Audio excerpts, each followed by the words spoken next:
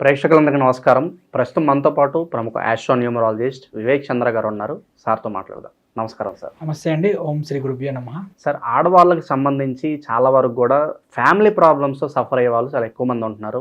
పర్టికులర్గా వాళ్ళ వైవాహిక జీవితంలో ఏదో గొడవలు అయ్యి డైవర్సుల దాకా వెళ్ళిపోతున్నారు. ఇంట్లో ఏదో గొడవలు సాధారణంగా. అంటే న్యూమరాలజీ ప్రకారం మిస్టేక్స్ ఎక్కడ జరుగుతుందంటారు? నేమ్లో ఏమైనా తప్పు ఉందంటారా? మెజారిటీగా ఇలా ఫ్యామిలీ ప్రాబ్లమ్స్ ఫేస్ చేసే వాళ్ళకి ఆ తప్పు ఎక్కడ జరుగుతుందంటారు? సో మంచి ప్రశ్న అడిగారండి. ఎందుకంటే మంచి సమాజానికి ఉపయోగపడేటువంటి ప్రశ్న అడిగారు. ఈ వీడియో ఖచ్చితంగా ఆడపిల్ల ఉన్నటువంటి ప్రతి తల్లిదండ్రులు కూడా చూడవలసినటువంటి వీడియో. మీకు ఎవరైనా అక్కా చెల్లెలు ఉన్నా సరే ఖచ్చితంగా ఈ వీడియో చూడండి. ఎందుకంటే మీకు అసలు ఏంటి ప్రాబ్లం ఏంటంటే మీకు తెలిసిపోతుంది. సో మన దగ్గరకు వచ్చినటువంటి క్లయింట్స్ డేటా బేస్ చేసుకొని మాత్రమే మనం చెప్తున్నామండి. ఇది ఎక్కడ మీకు బుక్స్లో కూడా దొరకదు. దాదాపుగా చాలామంది 1000 మంది క్లయింట్స్కి సంబంధించిన డేటా అనలైజ్ చేసిన తర్వాత నేను చెప్తున్నాను. మనకి ముఖ్యంగా ఇక్కడ మనకి లేడీస్కి సంబంధించినటువంటి మనం చూసుకుంటే 3 రకాల లెటర్స్ ఉన్నాయండి. ఈ లెటర్స్ అనేటువంటివి వాళ్ళ యొక్క ఫ్యామిలీ లైఫ్ మొత్తాన్ని కూడా చాలా అంటే చాలా డిస్టర్బ్ చేస్తున్నాయి. సో ఇప్పుడు నేను చెప్పేది ఏంటంటే 100% నేను చెప్పనండి. కొంత పర్సంటేజ్, అది ఏ పర్సంటేజ్ అంతా కూడా నేను చెప్తాను. నేను ముందుగా మనం తీసుకుంటేనండి ఎస్ అనేటువంటి స్టార్టింగ్ లెటర్ మనం తీసుకుందాం. ఎస్ అనేటువంటి లెటర్ చూసుకుంటే మనం ఎప్పుడైనా సరే 1/2 అంటారు. ఎస్ని 1/2 అంటారు. ఓకే, ఎస్ అనేటువంటిది ఎక్కడ స్టార్ట్ అయిద్దండి? టాప్లో ఎస్ స్టార్ట్ అయ్యింది. టాప్లో ఎస్ స్టార్ట్ అయ్యి డౌన్ఫాల్ అయ్యి కిందకు వచ్చి పడిపోద్ది అనమాట. అందుకనే ఈ ఎస్ అనేటువంటి స్టార్టింగ్ లెటర్ ఉన్నటువంటి మగవాళ్ళైనా సరే ఆడవాళ్ళకైనా సరే ఫస్ట్ ఆఫ్ ఆల్ కెరియర్ ఏదైతే ఉంటుందో కెరియర్ అనేటువంటిది డౌన్ఫాల్ అవుతూ ఉంటుంది. అంటే లైఫ్లో పీక్ స్టేజ్కి వెళ్తారు. అంటే ఎవ్వరు వాళ్ళని టచ్ చేయలేనటువంటి స్టేజ్కి వెళ్తారు. స్టేజ్కి వెళ్ళి అక్కడి నుంచి మళ్ళీ లైఫ్లో ఎదగలేని స్టేజ్కి డౌన్ఫాల్ అయిపోతారు, కిందకి పడిపోతారు. అసలు వీళ్ళు పైకి ఎందుకు వెళ్ళారో వీళ్ళకే అర్థం కాదు, కిందకి ఎందుకు పడిపోతారో వీళ్ళకే అర్థం కాదు. ఎస్ అనేటువంటిది చాలా negative vibration. Starting letter S అనేటువంటిది ఇది. అసలు ఇక దీనికి మగవాళ్ళలో ఓన్లీ మగవాళ్ళైనా ఆడవాళ్ళైనా సరే ప్రొఫెషన్కి అనుగుణంగా ఫస్ట్ ఇది నెగిటివ్. ఆడవాళ్ళలో చూసుకుంటే వైవాహిక జీవితం పరంగా చూసుకున్నా సరే ఆడవాళ్ళలో నేను గమనించింది ఏంటంటే ఎస్ అనేటువంటి లెటర్ స్టార్టింగ్ లెటర్ ఉంటే కనుక ఫస్ట్ 2.5 years అండి, మొదటి 2.5 సంవత్సరాలు కూడా మ్యారేజ్ అయ్యి ఇప్పుడు ఒక కొత్త అమ్మాయి ఒక ఇంట్లోకి వెళ్ళినప్పుడు ఏం ఎక్స్పెక్ట్ చేసిద్దండి? తన భర్త నుంచి సరైనటువంటి ప్రేమ కావాలనుకుంటుంది. అలానే కుటుంబ సభ్యులు ఎవరైతే ఉన్నారో, అత్తమామలు ఎవరైతే ఉన్నారో, తోడికోడళ్ళు ఎవరైతే ఉన్నారో, బావలు కానివ్వండి, మరుదులు ఎవరైతే ఉన్నారో వాళ్ళ దగ్గర నుంచి ఒక ఆప్యాయత, ఒక ప్రేమ, ఒక సరైనటువంటి కమ్యూనికేషన్ అనేటువంటిది కావాలి అని కోరుకుంటుంది. కానీ ఎస్ అనేటువంటి స్టార్టింగ్ లెటర్ ఉన్నటువంటి వీళ్ళు ఆడవాళ్ళు ఎవరైతే ఉన్నారో వాళ్ళకి ఈ 2.5 సంవత్సరాలు వాళ్ళ అత్త వైపుల నుంచి కానివ్వండి, మామగారి వైపు నుంచి కానివ్వండి, లేదంటే భర్త వైపు నుంచి కానివ్వండి ఒక మంచి రిలేషన్ అనేటువంటిది ఏర్పడదండి. అంటే భర్త సరిగ్గా ఉంటే అత్తమామల నుంచి పోరు స్టార్ట్ అయ్యింది. అత్తమామలు బాగానే ఉంటే భర్త నుంచి పోరు స్టార్ట్ అయ్యింది. వీళ్ళు బాగుంటే తోడికోడళ్ళు, బావమర్దుల నుంచి లేదంటే బావగారి నుంచి వీళ్ళ నుంచి బాగా విపరీతమైన ప్రెజర్ స్టార్ట్ అయిద్దండి. సో ఇది 100% ఉండిద్ది అంటే 100% ఉంటుందండి. ఎస్ అనేటువంటి స్టార్టింగ్ లెటర్ ఉన్నటువంటి ఆడవాళ్ళలో 40 to 60% నేను ఎల్ఐ చేసిన డేటా అండి. ఈ 40 to 60%లో కూడా మ్యాక్సిమం చాలామంది కూడా ఈ 2.5 సంవత్సరాలు తట్టుకోలేక విడాకులు తీసుకున్నటువంటి క్లయింట్స్ నా దగ్గరికి వచ్చినటువంటి వాటిలో చాలామంది ఉన్నారండి. దాంతోపాటుగా ఏంటంటే నిలబడిన వాళ్ళు ఒక 3.5 years తర్వాత నిలదొక్కున్నారండి. కానీ ఏంటంటే ఆ కొత్త నెగిటివిటీ అనేటువంటిది, ఆ పాత జ్ఞాపకాల నెగిటివిటీ అలానే ఉంటుంది కాబట్టి ఫ్యామిలీ అనేటువంటిది కొంత డిస్టర్బ్గానే ఉంటుంది. ఇక నెక్స్ట్ లెటర్ అండి, ఇది కరోనా కంటే భయంకరమైన లెటర్ ఇది. ఓకేనా? అసలు ఈ లెటర్ ఆడవాళ్ళ జీవితంలో పేరులో రాకుండా ఉంటే చాలా మంచిదండి. ఆ అక్షరం వచ్చేసి టీ లెటర్. టీ లెటర్ అంటే తెలుగులో తా అనేటువంటి ఆల్ఫాబెట్ అండి. ఓకే, మీకు నేను అంటే మనం ఏదో ఊరకనే చెప్పడం కదా, మీకు ఎగ్జాంపుల్ చెప్తాను. నేను మీకు చాలా బాగా అర్థమవుతుంది.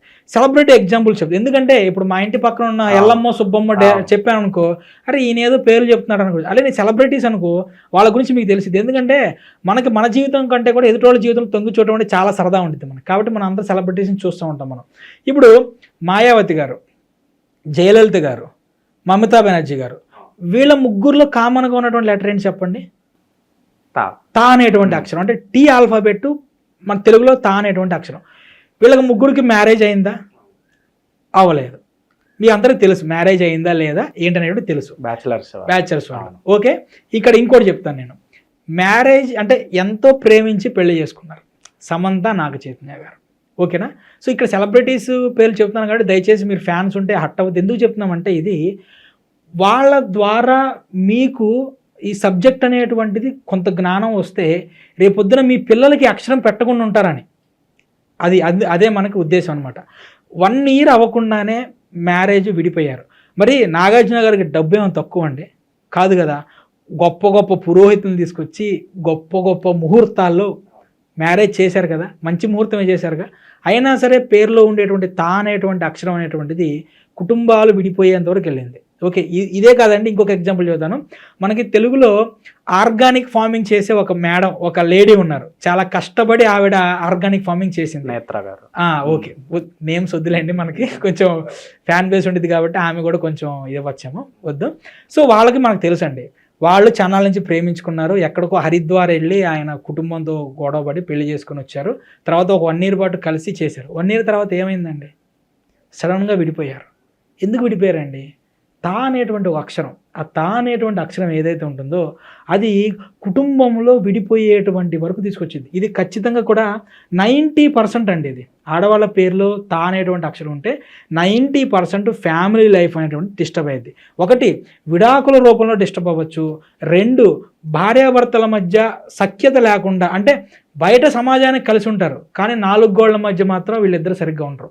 ఇంకొకటి, ఇద్దరి మధ్య ప్రేమాభిమానాలు అద్భుతంగా ఉన్నా సరే ఉద్యోగరీత్యా భర్త ఎక్కడో పనిచేయటం, లేదంటే హెల్త్ పరమైనటువంటి ఇష్యూస్ వల్ల భార్య ఎక్కడో ఉండటం, ఇద్దరు కలిసి ఉండలేకపోవటం అనేటువంటిది కూడా జరుగుతూ ఉంటుందండి. ఇప్పటికు నా దగ్గర వచ్చిన క్లయింట్లు చాలా మంది కూడా తా అనేటువంటి అక్షరం ఉన్న వాళ్ళు, భార్యాభర్తలు విడిపోయినటువంటి వాళ్ళు, దూరంగా ఉండేటువంటి వాళ్ళు, కలిసి ఉన్నా సరే సఖ్యత లేని వాళ్ళు చాలా. ఎందుకంటే డాక్టర్లు, లాయర్లతో పాటు యాస్ట్రాలజిస్టులు, న్యూమరాలజిస్టుల దగ్గర కూడా ఎప్పుడు దాచిపెట్టుకోకూడదండి. అన్ని చెప్పుకుంటేనే మన దానికి సంబంధించిన రెమెడీస్ వస్తాయి. 90% విడిపోతారు, 10% మాత్రమే సక్సెస్ రేటు అన్నారు. అవును, ఆ 10% లోకే మన నేతా అంబానీ గారు వస్తారు, ఎందుకంటే ఆవిడ పేరులో కూడా తా. అవును.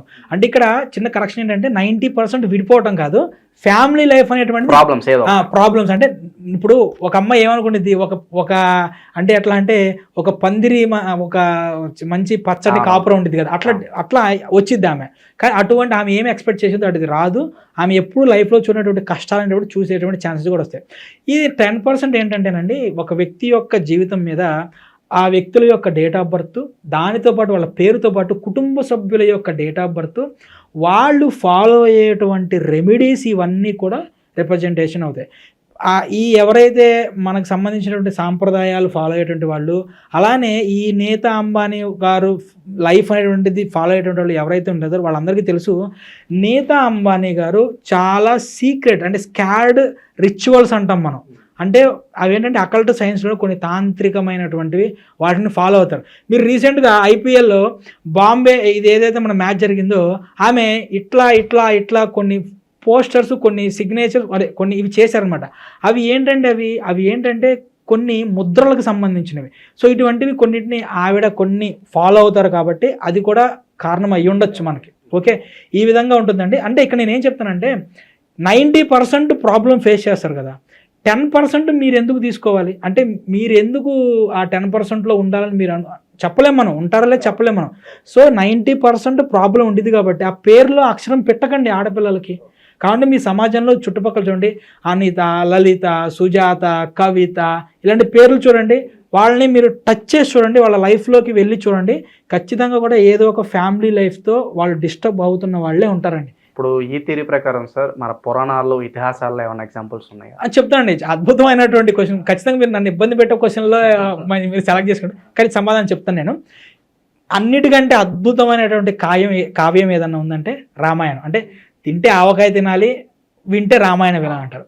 రామాయణంలో ఆడవాళ్ళందరికీ కూడా, అంటే ఒక మంచి పతివ్రత శిరోమణిలాగా, అంటే ఒక ఆడవాళ్ళు భర్తతో ఎంత అన్యోన్యంగా ఉండాలనేటువంటి తెలియజేసినటువంటి ఒక ఎవరైతే ఉన్నారో మన సీతాదేవి గారు. సీతమ్మ వారి పేర్లు ఏముందండి చూడండి, తాక్షరం ఉందా లేదా? మరి సీతమ్మ వారు మ్యారేజ్ అయిన తర్వాత కష్టాలు వచ్చినాయా లేదా చెప్పండి. భార్యాభర్తలు కలిసి ఉన్నారండి, 14 సంవత్సరాలు వనవాసంలో ఎక్కడైనా కలిసి ఉన్నారా? వచ్చిన తర్వాత అయినా ఉన్నారా? లేదు కదా. ఎవరో ఒకళ్ళు చాకలి వాళ్ళు, లేదంటే ఎవరో ఒకళ్ళు ఏదో చెప్పారని చెప్పి ఈమె అగ్ని ప్రవేశం చేసి రాములు వారు వీళ్ళు విడిపోయారు కదా. నెక్స్ట్ ఇంకోటి కూడా చెప్తాను, దమయంతి దుష్యంతుడు స్టోరీ తెలుసుంటే కనుక మ్యారేజ్ అయిన తర్వాత దమయంతి ఎప్పుడైతే దుష్యంతుడి దగ్గరికి వెళ్ళిపోయిందో దుష్యంతుడు దమయంతిని మర్చిపోతాడు. దుష్యంతుడు దమయంతుడు కలిసి లేరు కదా, మరి ఫ్యామిలీ లైఫ్ డిస్టర్బ్ అయింది కదా.